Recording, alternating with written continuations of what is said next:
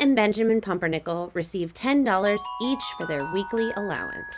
Benjamin usually likes to spend his full $10 on random things. With Penny's $10, she usually sets aside $5 to save and $5 to spend. Her brother made fun of her for this because he always had twice as many cool things than her each week. However, she knew what she was doing and she liked to save her money.